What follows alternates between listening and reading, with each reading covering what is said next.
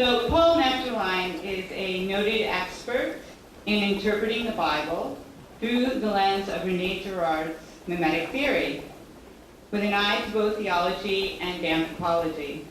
A student of Girard's work for 25 years, Paul has built and maintains his website, Girardian Reflections on the Lectionary, which I've been using since he started it. It's a great website, such a contribution to all of us. It averages more than 1,000 visits each day from people across denominations and around the world. Recently retired after 30 years of parish ministry in the ELCA congregations, he is now able to devote full time to his passion for spreading the gospel of peace and justice, which he believes is at the heart of Jesus' faith. He is director of discipleship seminars in Mimetic theory. Paul is currently the contributing theologian for Theology and Peace and has also served on the board of Cover. Paul. Thanks. If I use my pastor's voice, is it okay? Can everyone hear okay? Yes. Just one minor correction on that. I can't quite devote full time. Unfortunately, the deletion of my main income, my wife stepped up and upgraded her jobs, and we still have 3 sons at home, so we swap places to some extent. I'm now the chief cook and bottle washer and running the boys around to all their things. And to help make up for the income a little bit too, I'm also now an Uber driver. And interesting experience. I was mentioning to Thea, I think this morning, he mentioned it's Ramadan. And I drive a lot of Muslims from, our Western Michigan campus there. One of my strongest Uber customers are Muslims. So it is very good to be here. Again, I look forward to doing this every year. Jim Warren does a little bit slower walkthrough and a lot more examples. Mine has some media, but more talking points, and then I tried to more directly relate it to the topic of the conference in my sessions here. So, the aftermath of nonviolence, you might recognize where that comes from, and the continuation of the quote is, it's the creation of beloved community. Here's the full quote. The aftermath of violence is always bitterness. The aftermath of nonviolence is the creation of beloved community, so that when the battle is over, it's over. And a new love and a new understanding and a new relationship comes into being between the oppressed and the oppressor. That's from his Palm Sunday sermon on Mohandas K. Gandhi. Being a preacher, or a retired one anyways, I haven't quite retired from preaching, I still do that. Start with the text. I won't read the whole text, but I think it's a familiar story. I believe Sunday was Pentecost, right? And it's John's Pentecost story. The disciples are in a locked room, and all of a sudden Jesus is present with them. Peace be with you. And he breathes on them the Holy Spirit. As the Father has sent me, so I send you. It's all about forgiveness. And the one person who isn't there is Thomas, also a pretty familiar, famous story. And Thomas famously doubts, he asks to see the wounds, the marks of the crucifixion. And I actually had a very dramatic experience with this text, preaching it. It's always the second Sunday of Easter in all 3 years of the lectionary. And one of the years, I actually woke up in a cold sweat in a nightmare. This doesn't happen very often. I sometimes kind of have dream about my sermons on Saturday night, Sunday morning, but this was a full-out nightmare, a crazy one. I was chaplain for several people who were condemned to death row, and the strange dreamlike thing, they were actually being held in my basement. I don't know whether that was for my convenience somehow or what. It's a dream. So they are, I'm going downstairs occasionally doing pastoral care with them as they're preparing for death. And the day gets there, and I didn't know this, but they were going to be killed by guillotine. And that was so horrific to me that I could not be there with them as they were executed. I needed to leave. And I woke up, and I was going to preach a sermon about doubt and faith, a typical kind of modern, postmodern one, probably talking a little bit about doubts of resurrection and that sort of thing. And in the cold sweat after this, I had to get up and rewrite my whole sermon. Because it occurred to me, first of all, I had never noticed this before. Was he doubting resurrection itself, like a modern person would do? What speaks against that is only a few days earlier, he had seen Jesus raise Lazarus. Could he really be doubting that someone could be raised from the dead?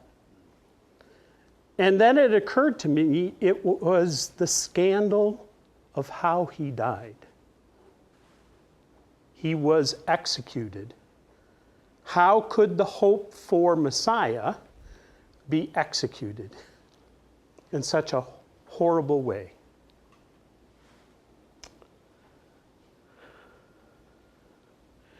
So what I think he was doubting is a non-violent Messiah who suffers the violence of empire rather than inflict it. He was doubting a crucified Messiah.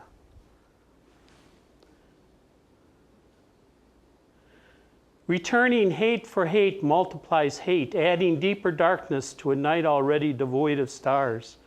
Darkness cannot drive out darkness, only light can do that. Hate cannot drive out hate, only love can do that. Hate multiplies hate, violence multiplies violence, and toughness multiplies toughness in a descending spiral of destruction. I think what the Christian faith has boiled down for me, and especially in the lens of mimetic theory, as I'll try to explain today, is doubting the way of nonviolence.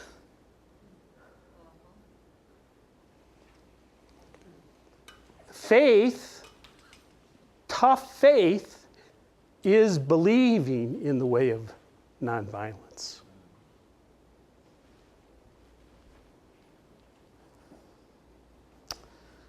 Shall we open with a prayer?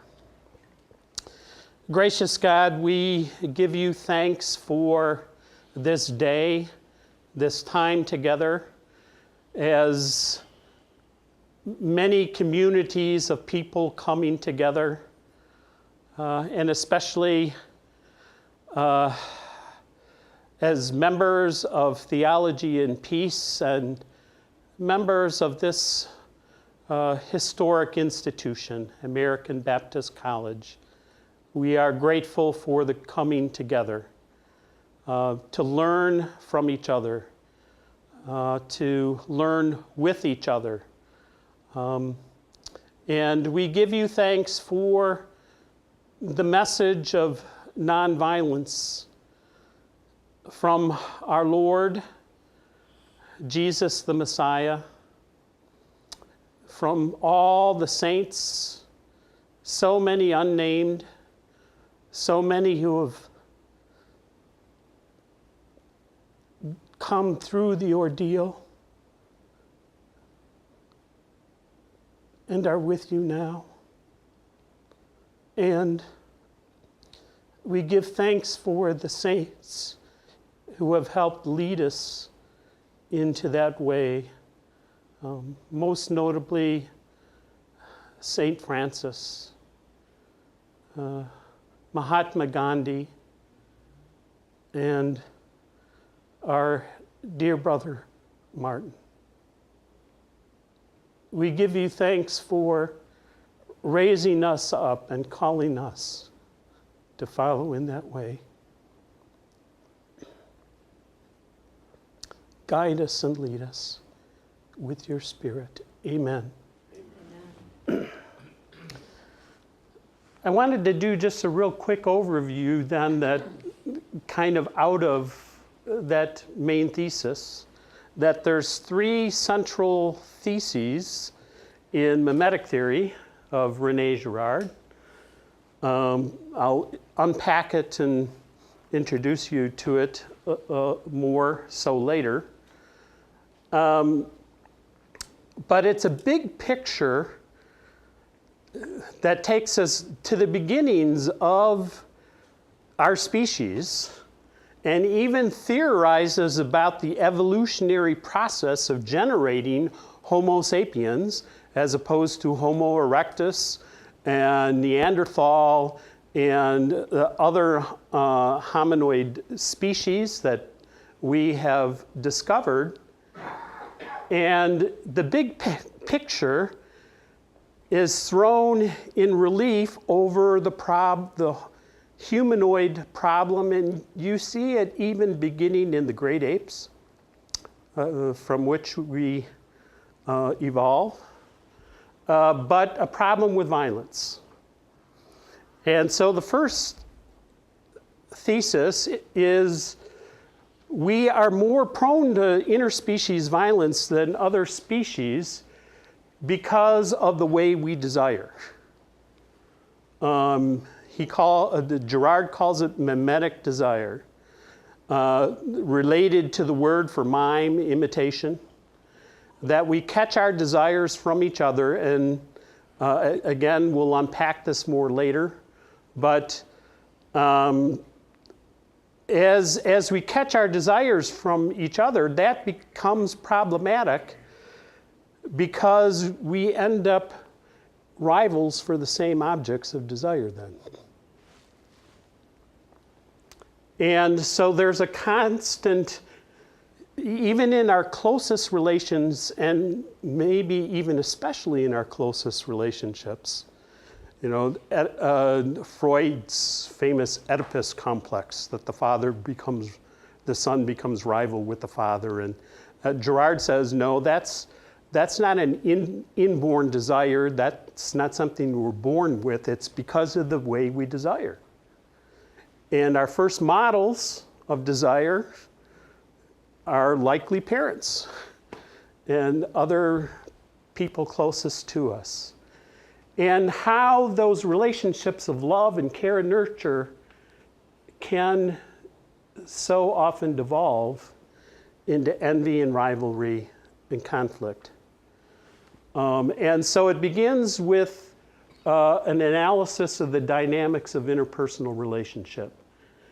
And our tendency on our own then to eventually fall into an all against all kind of desire. That's the big picture on why we're prone to violence. And then the question becomes, how did we survive as a species? What is our key to, Darwin's survival of the species? Other higher mammals have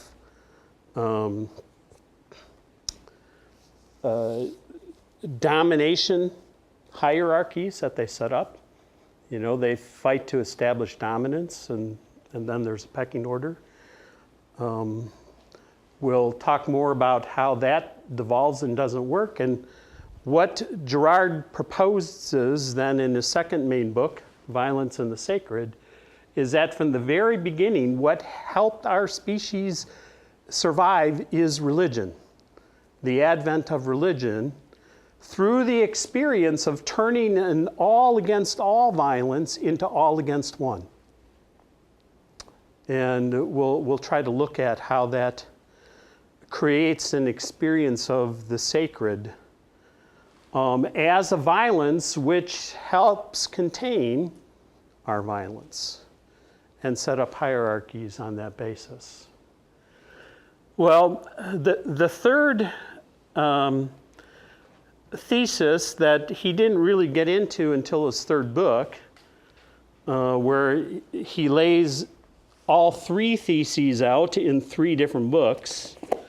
Things hidden since the foundation of the world, he takes that from Matthew 13, when Jesus says, I speak in parables to reveal things hidden since the foundation of the world.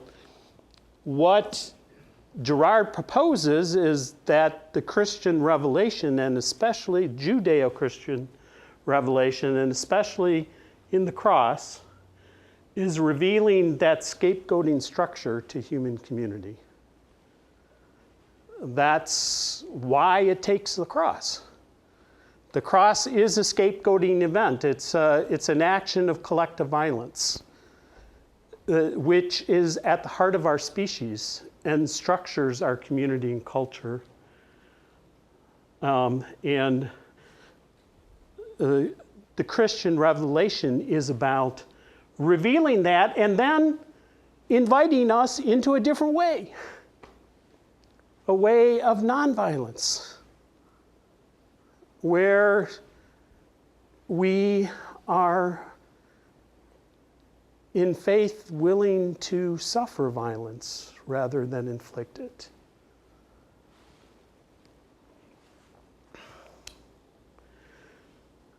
So just a little bit about my personal journey. I'm very grateful to Phyllis and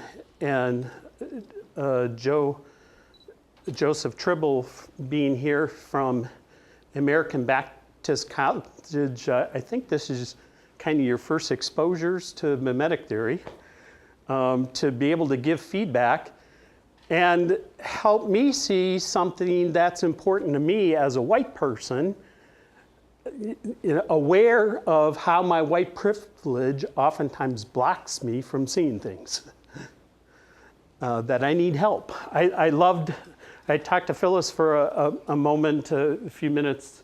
What's your term, epistemic? Epistemic. The communities coming together and learning together. And that's the only real way to learn together, is diverse communities coming together and learning together. So I hope we can do some of that today, because as a white person growing up, certainly the first half of my life in very segregated communities, suburb of Detroit, another extremely segregated northern city. The suburb I grew up in, Livonia, had a population of over 100,000 people, and in my high school of over 2,000 students, we had one African American student. That's how segregated. And my first call or two were in segregated communities, kind of even more white flight from Detroit after the '67 civil unrest. And especially how there was a Grand Dragon of the Ku Klux Klan who lived on a compound about 10 miles north.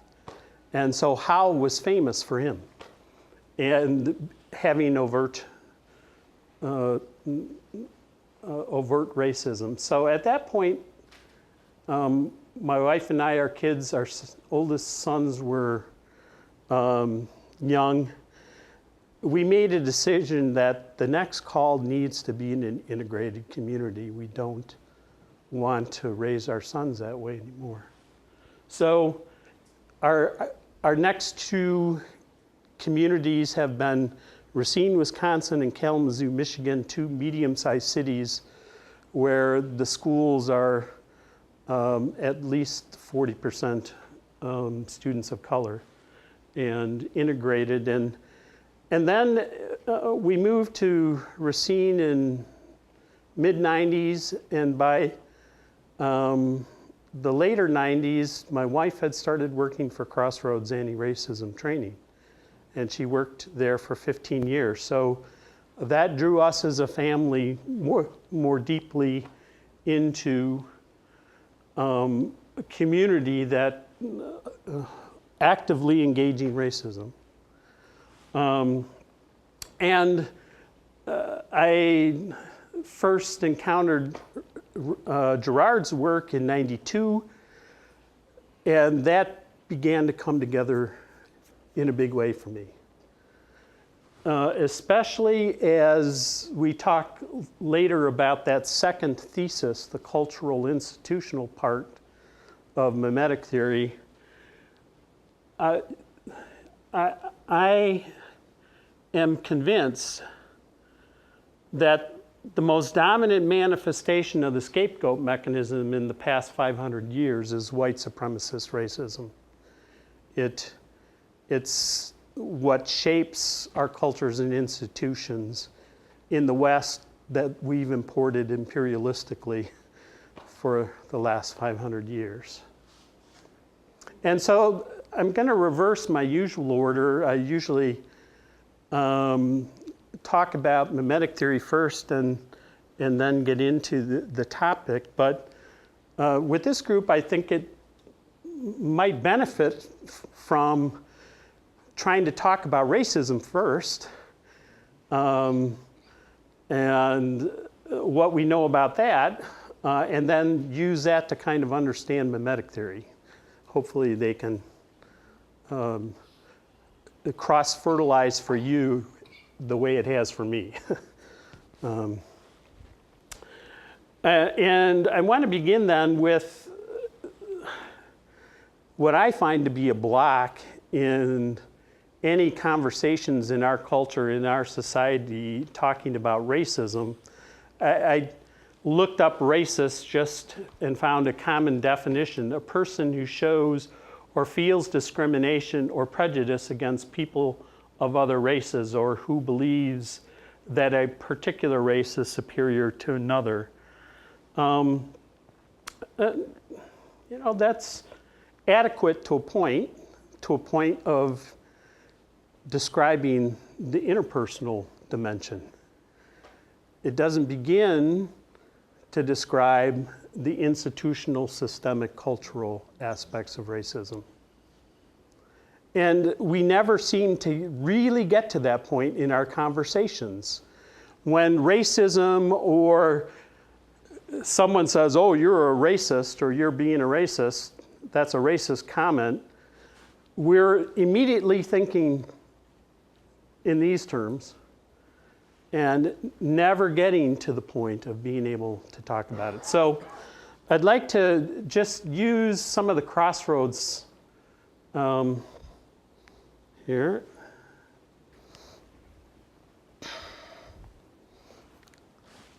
That was my wife's boss is in this for a while, for many years, Chuck Reilly. The solution to the problem of racism depends on how we define it. How do you define racism? Racism is hate and fear.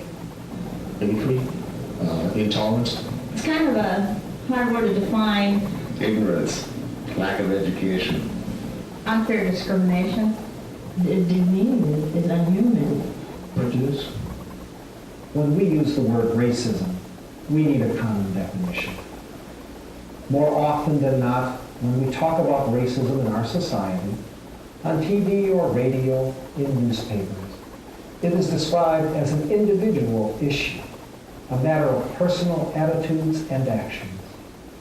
Especially in the white community, we tend to name someone as racist if they are perceived as racially prejudiced, biased, or bigoted in their attitudes or actions.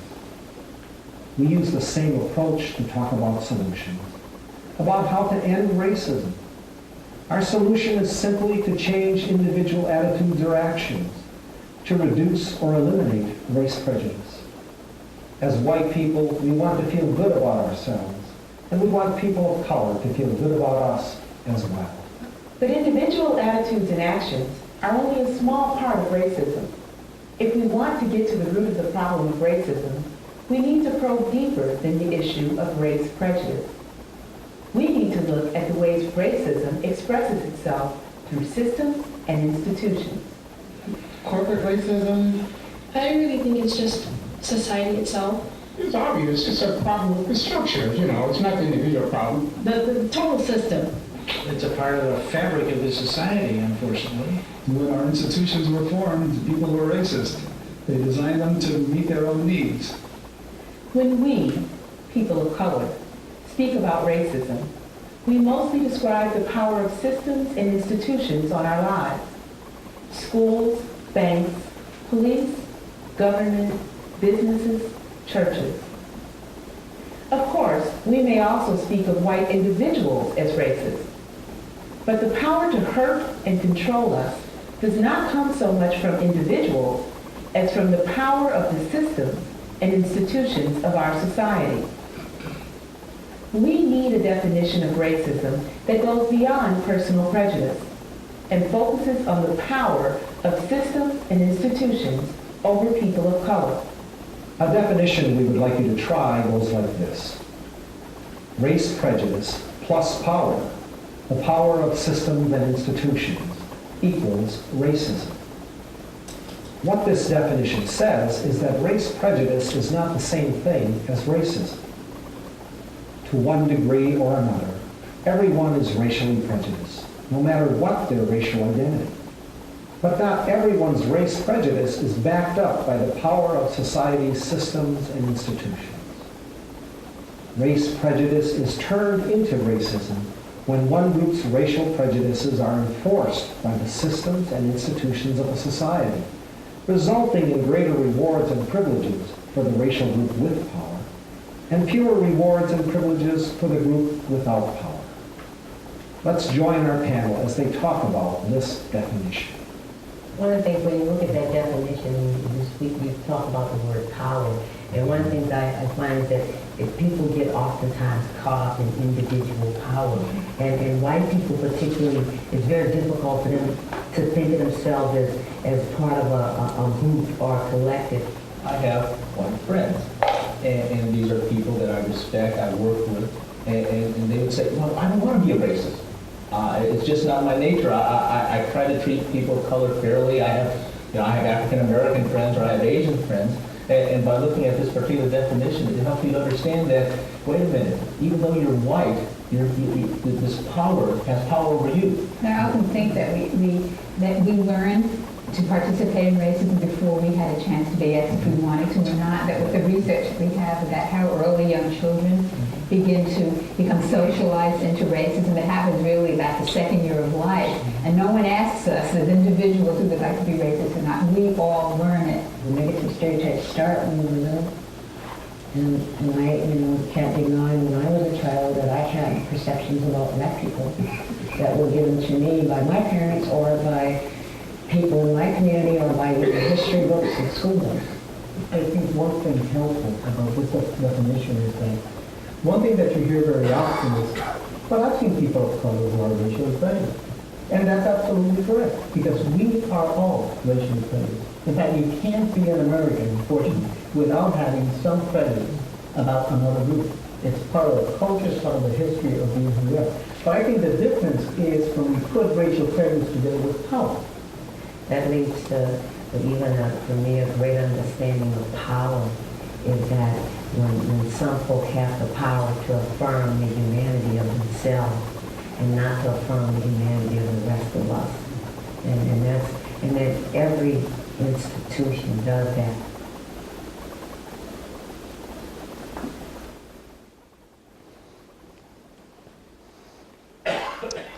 Find that helpful? So that's a little bit longer definition that they use. They do a 2.5-day training that basically unpacks this. They use a wall of history, American history, to note events of racism, both racism and resistance. The resistance movements. But then they use this nomenclature of power one and power two. The power one being the racial prejudice, power on the level of interpersonal relationships. And then power two as power on the level of systems and institutions. So there's different dimensions of being human: interpersonal, institutional, systemic. And so some of the implications of this kind of definition is, for instance, there's no reverse racism. There can be reverse racial prejudice, as they freely admitted that any person in this country tends to have some racial prejudices against other groups. But there cannot be reverse racism because of the institutional systemic part. White people have been in control for 500 years. There's a great 2-minute clip. I could have included that one too, but a comedian, Ahmed, I forget his last name, but he does a little bit in his comedy routine about reverse racism. And he says, well, yeah, I guess there could be reverse racism, but it would involve a time machine.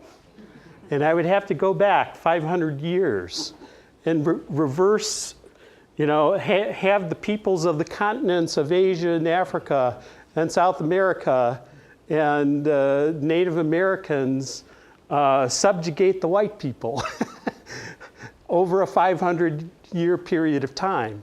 That's the only sense in which you can have, in our history, reverse racism. And so also things like with the term racist that we started with. I have to consider myself as a racist by this definition. I like to think of myself as a recovering racist. A little bit like an alcoholic is always an alcoholic. But you can be a recovering alcoholic on a path of sobriety. And I like to think of myself as a recovering racist on a path of healing of our racist history. But by this definition, I can't really stop being racist as a white person who still enjoys privileges and power in the current systems and structures until these systems and structures are gone.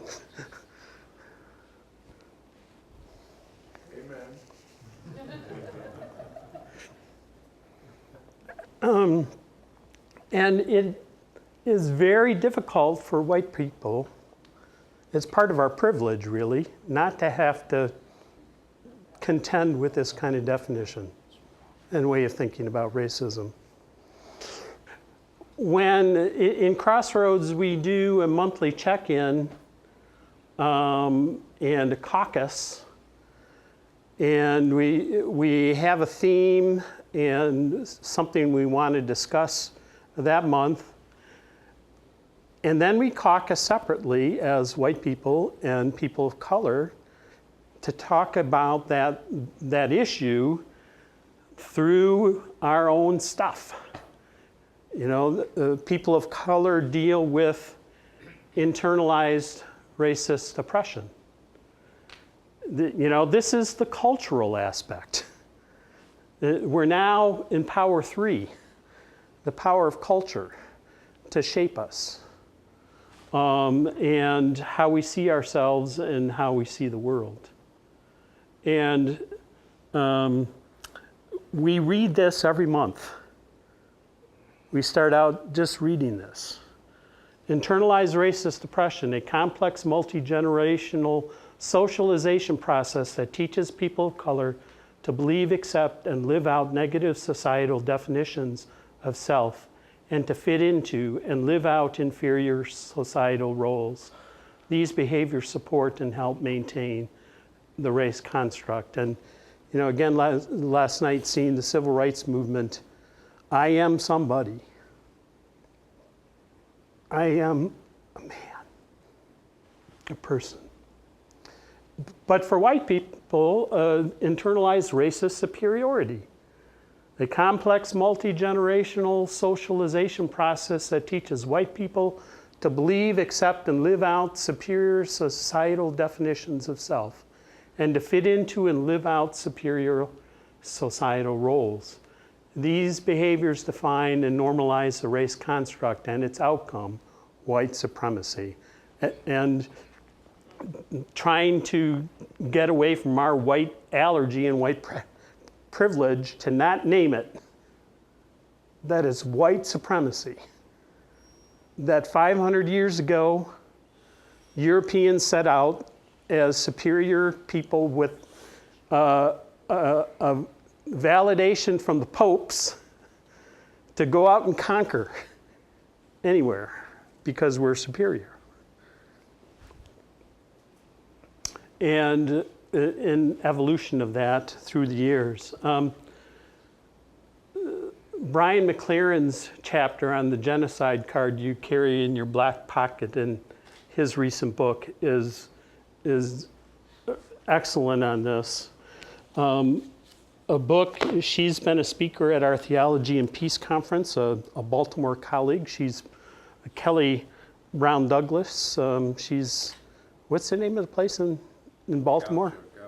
Goucher College.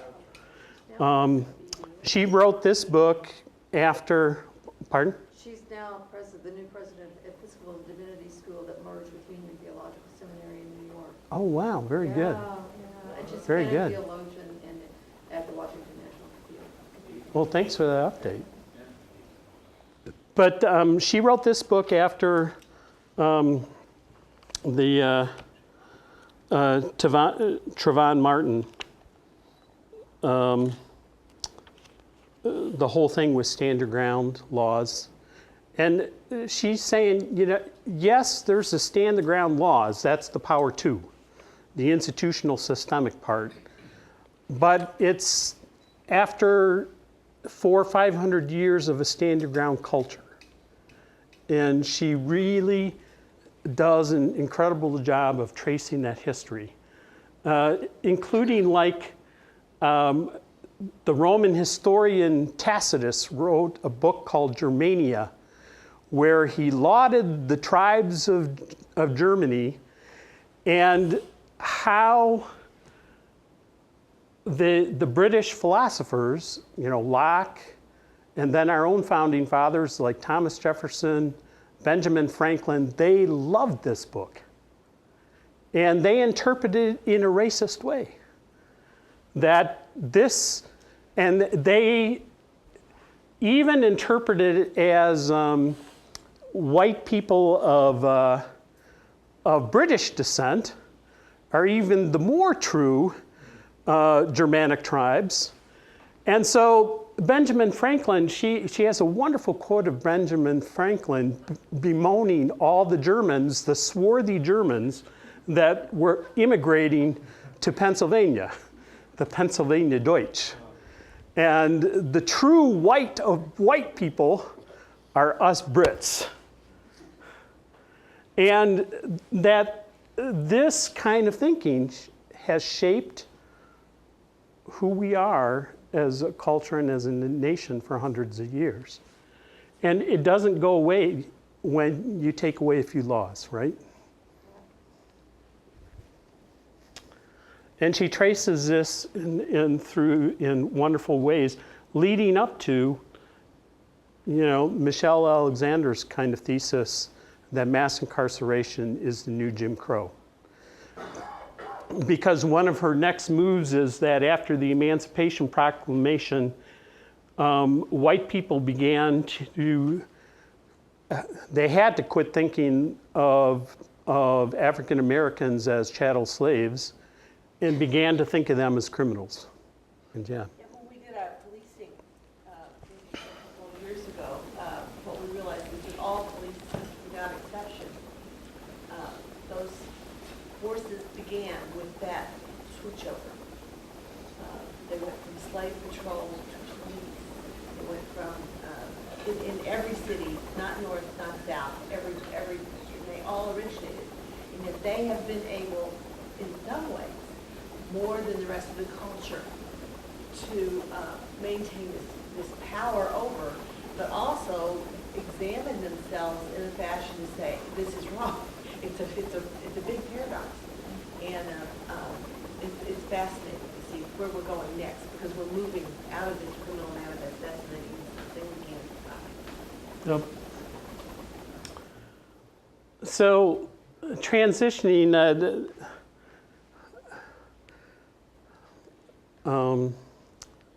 I suppose I could leave it to the end in our conversation, but any urgent feedback or notes someone want to jump in as we wrap up the point on racism? Yeah, Thank you so much for being so clear. So the work I've done with Black Lives Matter and police pushback on Blue Lives Matter is to understand that the scapegoating effect that this system you're describing has on police who are actually historically acting out the mandate of their communities to keep their communities safe. They've been mandated by their communities from slave patrols, as you just said, all the way up to the latest police action by black police and Irish police. And the Irish were the first, blacks. And then they became white and became the police for, yep. So the police are rightly feeling targeted, scapegoated for doing their job. Yep. Following through on their police are following through on their mandate to protect. And you know the recent book, Locking Up Our Own, which is about the way in which black communities in the age of mass incarceration also participated in mandates to get tough on crime throughout the black community. And so, is it Foreman? What's his name? James Foreman's son. Does anyone know if the glimpse we had in the movie last night, where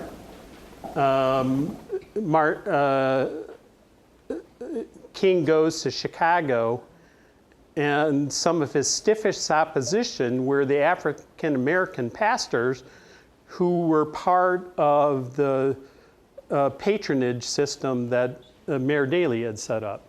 Is probably that was maybe part of the patronage too, that to police their own communities.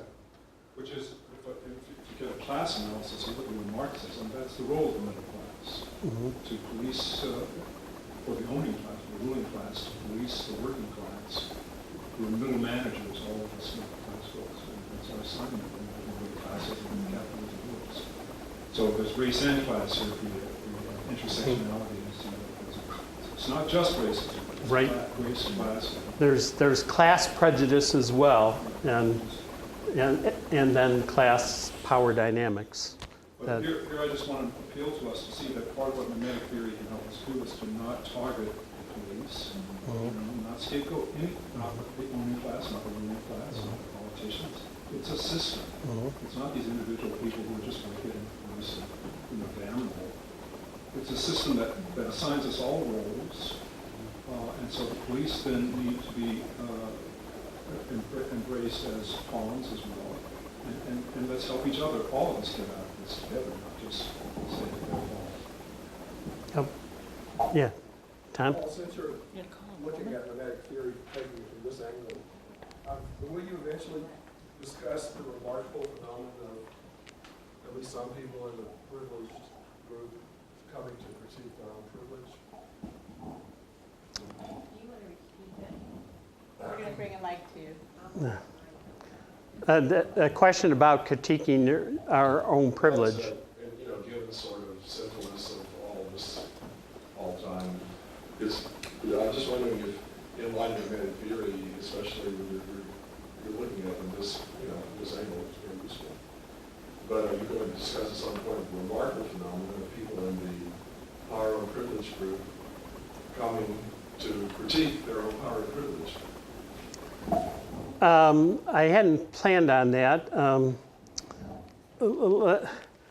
We could get into that towards the end in the conversation, though. And, you know, part of my immediate response would be, well,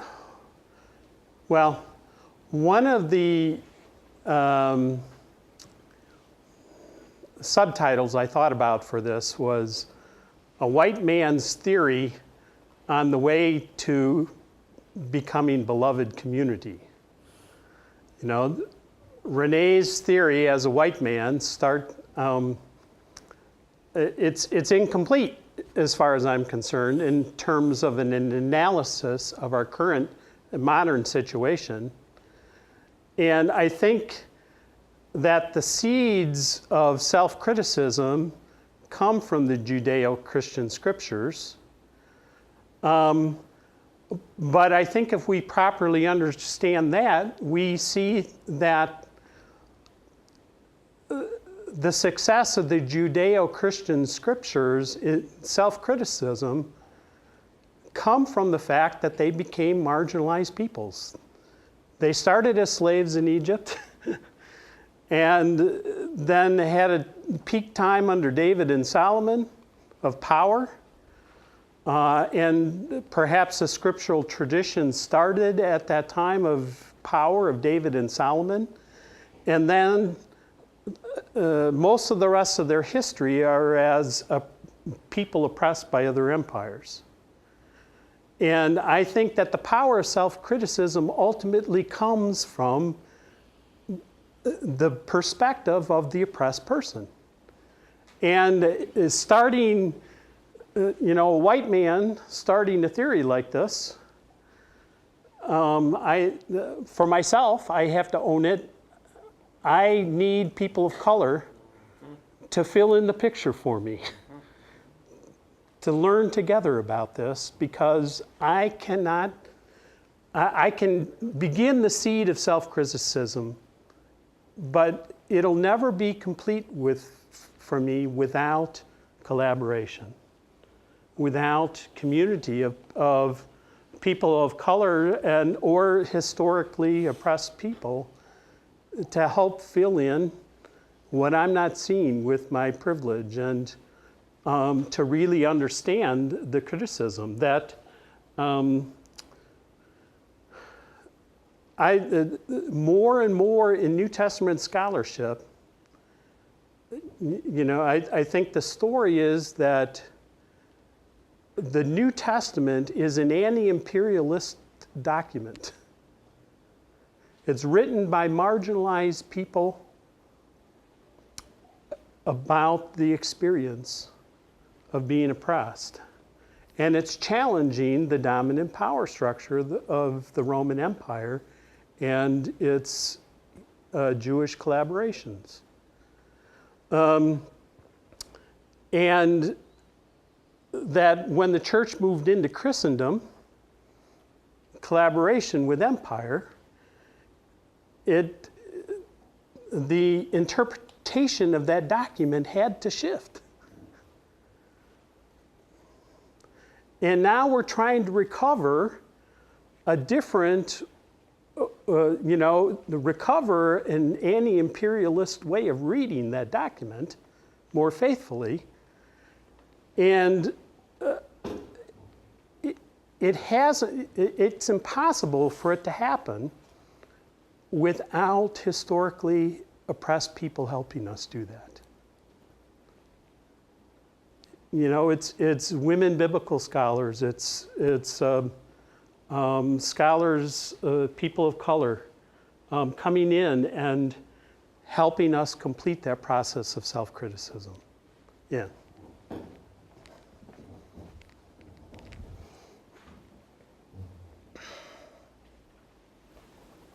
When you talk about the British and the sense of Anglo-Saxon superiority, when the British came to the United States, they really, I'm gonna put it in the broad swath of two groups.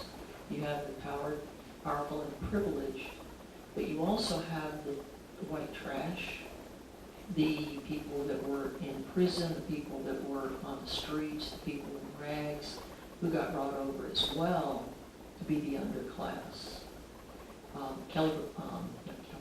Nancy Eisenberg talks about that in her book White Trash, and she goes back 400 years. And one of the things Dr. King said last night was that he talked about how some victories were easier. He said that voting rights and civil rights, not that was easy, that was a whole different ballgame than housing that was going to cost something. And so this underclass of white trash, literally trash, and if you're Southern, you know what I'm talking about. You know the distinction that our parents make. The thing of it is, as this group came over, this is the group that is the bubble belt, if you will. It's ignored. And there's got to be a way to reach that group, because that group does not migrate into progressive whites. Or, oh well, it's a group that after 400 years is still saying, hey, we're oppressed. And once I read Nancy's book, I knew Trump was going to win. And what we are seeing is this group of white people that have, like Dr. King said, some things are easy. It was really easy to teach that group to feel superior to African Americans. But what has not been done and isn't clear is how to get the white trash out of trashiness. I mean, and that's a whole, it's almost like something we are not willing to look at. And until we're willing to look at the white trash, and I'm using her term, I think all this dismantling of racism is going to be partially successful. Did anybody else read that book? Yeah. Well, we should then save some of this for conversation. Later. Yeah. So. Well, I just think we need to acknowledge that and not be blind to that. Yeah, I mean, I went back and read the first chapter in the New Jim Crow after the election, because that chapter goes over the longer history, and at every major change point in African American history in this country, she shows how poor white people and people of color began to get together and notice their similarities, and wealthy white people swooped in and drove them apart and played the racist card in a way which drove them apart again. So, Brother Paul, yeah. the best example that I've noticed was those young people in Florida who came together, working together, and really made an impact in that community. I've been here, these 8 years. You talking about the Parkland students? Parkland Yep. students, because I'm a slave to hope. I work outside of my box. I am a community where I am not comfortable with. I'm a part of a homogeneous society, and the people that I preach to are predominantly black. I'm outside my box, and I've been doing this for 8 years. I think that's right, since Maryland. Yeah. Because I'm a slave to hope. Yep. I'm a slave to hope in believing that the wonderful word that was announced today that you learned from this young lady here is what we need to do. That's where I'm a slave to hope of that. And one of the hopeful parts for me with that is the Parkland students were immediately open to learning from other communities. You know, that, you know, the criticism came back, this gun violence in the black community is a constant thing. And they said, okay, let's learn from each other and talk about this. So I was asked, do you speak in tongues? I said, well, when I speak English, I'm speaking in tongues. Because Ebonics is my,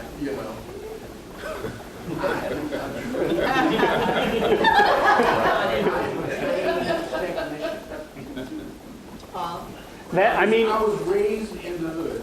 The language is another power 3 part of culture. Absolutely. All right. I don't know if anyone else remembers the BASF commercial line. At BASF, we don't make a lot of products you buy. We make a lot of the products you buy better. To me, that's kind of my experience with mimetic theory. There's a lot of good analyses out there, but this provides an anthropological big picture that usually ends up deepening insight for me. And so let's test it out with racism to see if it helps us understand things. Real quickly, the person himself, I was interested to see that he was born even 4 or 5 years before Martin, which makes his early death even, caught me. Went to university in Paris during the Nazi occupation. So born and raised in France as a French intellectual, he immigrated to the US in 1947, got his PhD in medieval history at Indiana University, and then began a teaching career in French language and literature. His 2 main places, Johns Hopkins and Stanford, another place, SUNY Buffalo, and for our purposes, probably the most important, he spent a couple of years at Duke in Chapel Hill. That was his only excursion living in the South, under Jim Crow. Yeah. Hopkins was you have some Jim Crow in Baltimore. Yes. Wow. I did not know that.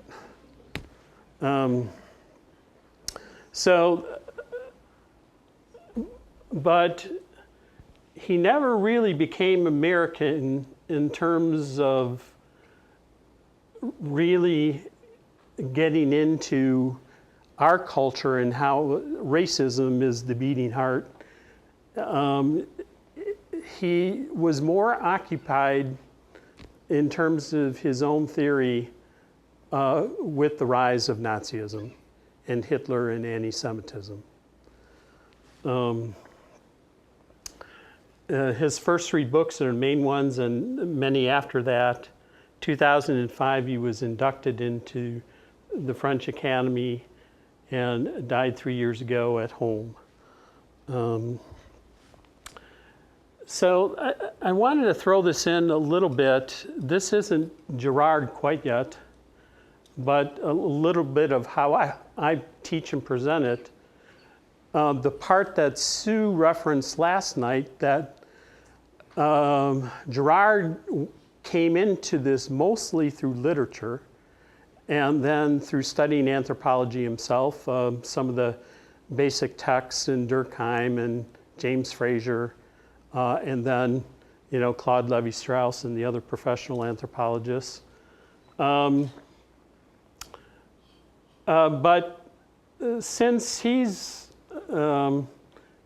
finished things and turned things over to students and followers, and then collaboration in other fields. One of his main parts of his theory is that we aren't individuals, we're interindividuals because of our interconnectedness. And neurobiologists are more and more confirming that through things like the discovery of mirror neurons. I've read a lot of Daniel Siegel, who's a Harvard-trained psychiatrist, and he tells the story over and over in his books of how he started in the early 70s as a training in psychiatry, where it was a completely materialist interpretation. You only talked about mind in terms of brain states. There wasn't really such a thing as mind and consciousness other than talking about the brain activity. And he began to rebel against that. And along with other neuroscientists, have come to show that no, we can't reduce mind to brain because they influence each other in both directions. If I drink, it alters my mind state if I drink alcohol. But if I meditate, I can use mind exercises to affect my brain and body. And he's done many studies that show different mind exercises that you can do on the side of consciousness, so to speak, change your brain, rewire your neuron system. And that our neuron system is more and more. There was one, David Eagleman, well, I'll get to his quote in a minute. But anyways, then for Girard, mimesis is a word for a general characteristic of being imitative, but he didn't just use the word imitation because mimesis makes us intersubjective on a subconscious level or a preconscious. Most of this happens subconsciously on the level almost of neurons. We can begin to get at it again with brain exercises. And we're interindividuals because of this, not individuals. I use this image sometimes. This is a grove of aspen trees. If you know the flora and fauna of aspen trees, this is one organism, this grove, because it all disseminates from underground on the level of the root system. And genetically, it's all one tree coming up with different shoots. With mimetic theory and mimetic desire, it paints a picture of human community more like that. We're so tied into each other in ways that we don't fully realize. And in fact, Eagleman put it this way. He's a neuroscientist. He said there's no avoiding the truth that's etched into our neural circuitry. We need each other. Relationships are rooted in trillions of electrochemical signals. We're something like a single vast superorganism. Our future, our survival is infinitely bound up with that of the people around us. And a lot of mimetic theory analyzes relationships with this kind of idea in mind, of our interconnectedness. How do we go from this created potential for good then into a fall? And even into destructive and murderous violence. And the problem comes from catching our desires from each other. This is the theological version. Catching our desires from each other rather than catching God's loving desire. There's a reading of Genesis 3, the fall into sin, that catches a bit of that. Instead of maintaining that faithful partnership with God, the serpent enters in and suggests a different story of desire. And the woman begins to catch that desire, that version of desire, of God holding out on us, that, the knowledge of good and evil is scarce. God's holding out on you. And the desire of the serpent creates an envy, which messes up the relationship with God. But, in a theological way, then the problem is the way in which we catch our desires from each other. We end up desiring the same objects and become rivals. Children in a room full of toys. How often do they end up fighting over the same toy?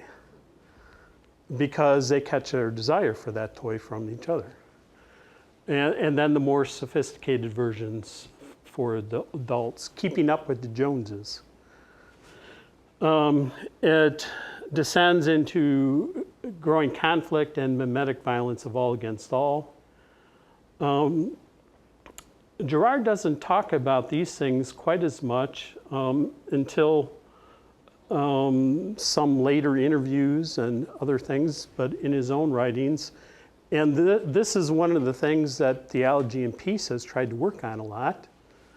A remedy for this is catching our desire through imitating Christ. A non-envious, loving desire. But another thing is the history of contemplative spirituality.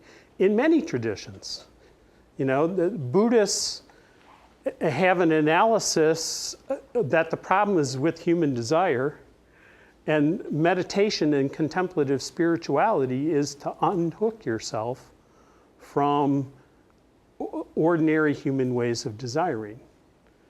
So a lot of traditional Buddhism resonates with this. For Christians, maybe the tweaking of that, I think you see it present in a lot of Buddhist practice, though, too. You unhook yourself from ordinary ways of desiring that lead into rivalry and envy, to open yourself to God's desire, a desire for all living beings, so love, and a call, a call and vocation to care for one another and care for the earth. Where do we see mimetic desire? The more you read it, you begin to see it everywhere. In our consumerism, the keeping up with the Joneses, advertising, they don't just show you their product, they show you a model, someone enjoying and using that you want, that you catch the desire for that product through them. We see it in our own lives and relationships. One of the early collaborators with Girard was a psychiatrist, Jean-Michel Gourlian, who developed his practice of counseling in psychiatry with this in mind, in helping couples sort out their marriages and things. I think we see it again in Genesis 3, the pivotal notion of coveting in the Old Testament. That's covet would be a biblical word for mimetic desire. You know, desiring through your neighbor. Genesis is a catalog of rivalries, right, that come up in the families between Sarah and Hagar, between Jacob and Esau, between Joseph and his brothers, and you know, all the way down the line. That whole story of the beginnings is one of rivalry that you can unpack with understanding mimetic desire. In the New Testament, you know, Jesus is trying to teach them how to be disciples, and you know, the key moments of teaching them, they're fighting with each other about who is the greatest, you know, over and over again. The disciples are modeling rivalry while Jesus is trying to rival something else.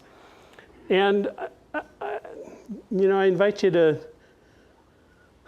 think about last night's presentation too with the movie, and especially in the last couple of years, the different threads of civil rights movements and almost a rivalry between some of the leaders, some of the movements, and a great leader, a follower of Jesus, a disciple of Jesus. What kind of things did King do to try to avoid those? You know, I think the narrator or one of the people interviewed said he was always careful to genuinely listen, and if they were critical of him, he didn't take it personally. You know, some of the things you can do to try to be aware of how rivalries happen, and then how not to seed them further, and keep descending down that path. You know, so how did we survive as a species? He contends this is now the second part of his theory, that way back to human beginnings, there is a sacred violence of an all against all violence converted to all against one. And that becomes structured into the culture and the way in which communities order itself. In archaic religions, you have a stratifying, hierarchies that are set up based on different experiences of the sacred, but lo and behold, they all revolve around what? A ritual blood sacrifice. You know, all across the globe, as far as we can tell.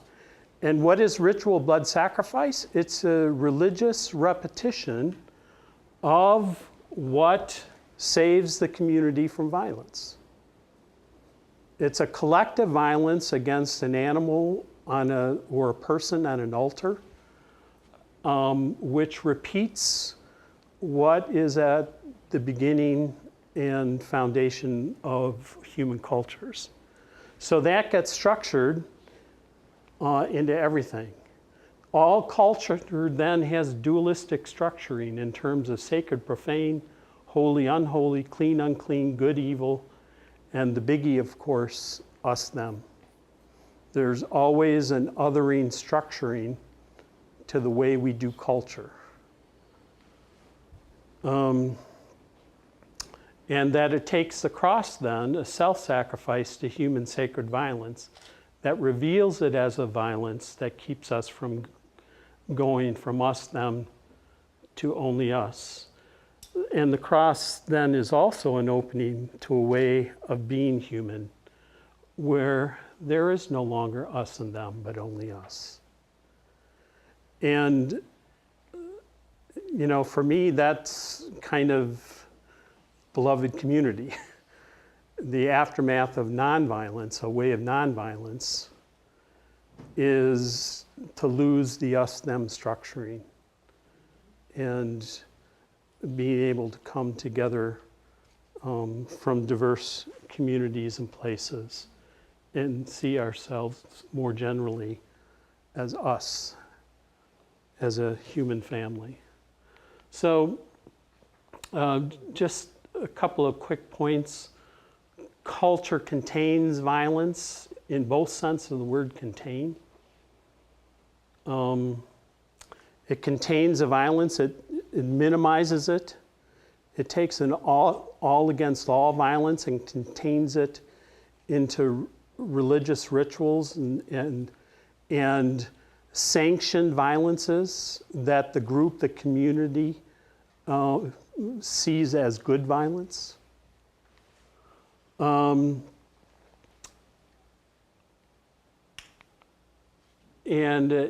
know, this happened episodes over millennia with our ancestors developing into human culture based on a scapegoating structure, which he came to call the scapegoat mechanism. Originally he called it the victimage mechanism, but turned to a scapegoat mechanism. This is a key thing that's sometimes hard to understand, that the surrogate victims are misrecognized as superhuman. There's an unfair share of blame that's attached to them. And then there's an experience of a peace. And so they also get the credit for the good stuff, for the peace. And there's an experience that we were visited by a God who sowed violence and then gave us the peace and order we need to create a more peaceful society.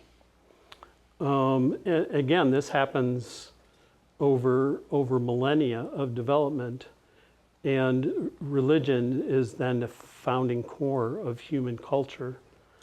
There is an ambivalence then.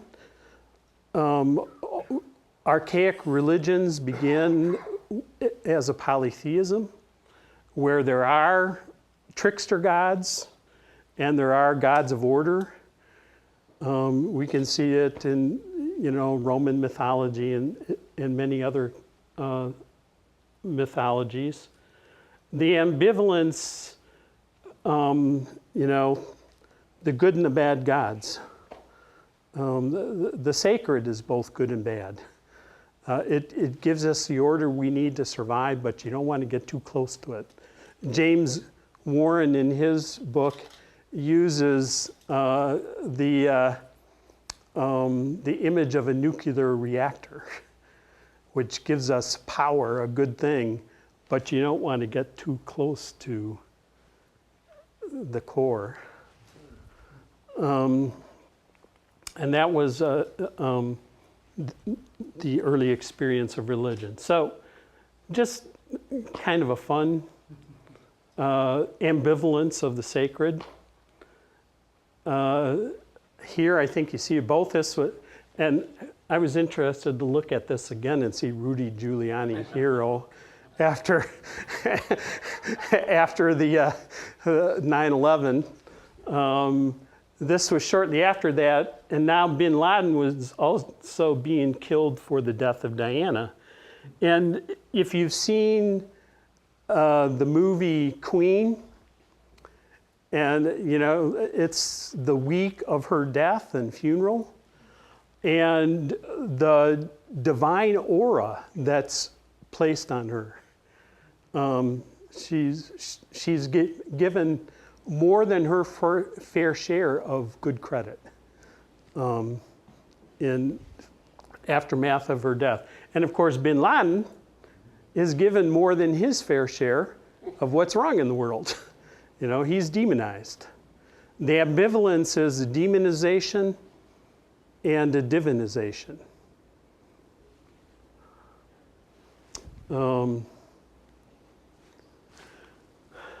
This is another kind of one more quick example. In Indian culture, there's Sati, and as recently as 1987 in a remote village in India, there was an instance of Sati where an 18-year-old woman was burned alive on her dead husband's funeral pyre. And after her death, within several weeks, she was hailed as a Sati Mata, which translates as pure mother, even though she was childless, and a shrine was set up on the site of her immolation. Within several weeks, they were praying to her and through her. There was a divinization that went with her, what is basically a ritual sacrifice. Her husband had died, and she was thrown onto the funeral pyre against her will. This was a strange story in our age, because part of the community tried to put the people who threw her on the funeral pyre on trial, and it was unsuccessful. She was let off. Time is running short. I won't get into the one there. But just a couple of points then to wrap up. The misrecognition of the victim as a deity is a creation of the experience of transcendence, of something more powerful than who we are as individuals. We begin to have the experience of powers that are greater than each of us as individuals. And from Girard's viewpoint and the viewpoint of mimetic theory, what happens most of the time, we interpret those experiences of transcendent power in terms of gods. And Girard is giving us a theory that says, no, it's anthropological, not theological. It's actually the product of human relations projected onto the gods. We interrelate in a certain way in our communities that creates an experience of transcendence, which we name as gods. And mimetic theory presents Homo sapiens then as a religious creature whose complex relationships yield that experience. And to be clear, this is different than mainstream anthropology still at this point. Claude Lévi-Strauss and you go to an anthropology department on campuses, and they will bring religion in somewhere after the time of the transition of hunter-gatherers to landed agricultural communities. Religion comes in at that point. But for Girard, it defines us as a species and is there from the beginning in a way which helps us survive. Does that make sense? And as a matter of fact, the anthropological evidence is causing the mainstream anthropologists to revise their theories, because they keep finding older and older and older sites of civilization, signs of civilization, at the stage still of hunter-gatherers with clear signs of religious worship and ritual sacrifice. A few more anthropologists are starting to take a look at Girard's thesis again and say, maybe he has something there. For me, as a pastor and preacher, it's hooked in with an interpretation of the cross and resurrection and what it reveals. It reveals this false sacred. And gods of violence that especially in the gospel of Jesus, what's revealed and unveiled is a God who does that. So real quickly, how does this help us with, say, our definition of racism? Thea opened the door a few moments ago with the issue of policing. You know, with Officer Wilson and Michael Brown, or the officers and Gray, Freddie Gray. You know, if we scapegoated Officer Wilson, we might be able to say that we heap far too much of the blame on one police officer or even a group of police officers. But what happened with Officer Wilson shooting an unarmed African American is an example of the scapegoat mechanism. You know, the scapegoating structure embedded in culture. So in terms of our definition of racism, instances of scapegoating are more on the level of racial prejudice. Someone can have a racial prejudice and act and maybe even start a lynching or an instance of scapegoating. But the issue of policing being racist is a systemic thing, an institutional thing, where in terms of mimetic theory, we want to be talking about the scapegoat mechanism, how scapegoating logic is embedded in the way we build our institutions and our cultures. So you know, does mimetic theory give us P4, the level and dimension of anthropology, a bigger picture in terms of that? And is that what Ephesians 2 is talking about?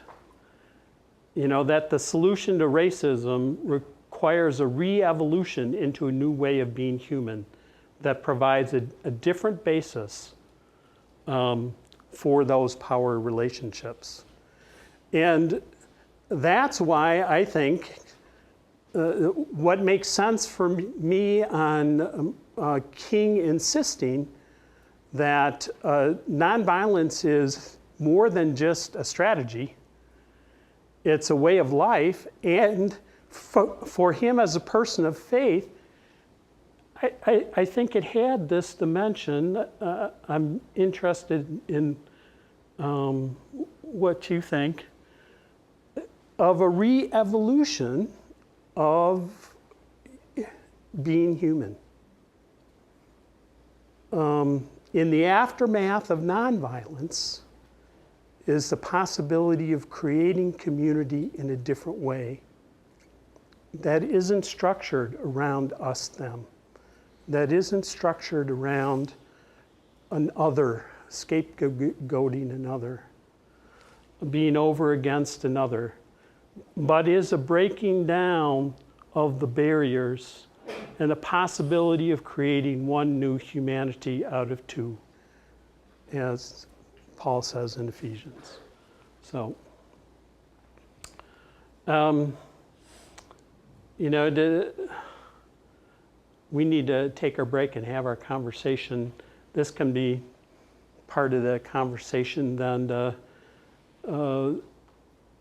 I found it interesting, his choice, racism, materialism, militarism, understanding these through the idea of the scapegoat mechanism as false transcendences involving that. Brian McLaren actually does a little bit about this. His whole book, Everything Must Change, is he calls it a suicide machine right now, our culture. And the three main cogs, interestingly, equity system, you know, it's unequal currently with the racist structure. A prosperity system around materialism and capitalism, and a security system around the war machine, militarism. And for us at Theology and Peace, we've added policing. You know, policing is also part of the security system. The whole, we have militarized our policing, you know, and vice versa.